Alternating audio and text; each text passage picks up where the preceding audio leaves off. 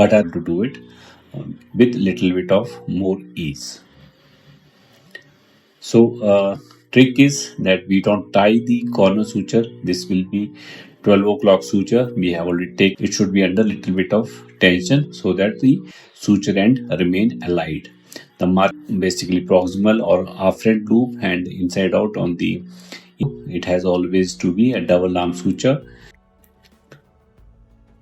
So I'm bringing it to the normal orientation. So this will be a normal rotation of 12 o'clock. So simple trick, friends.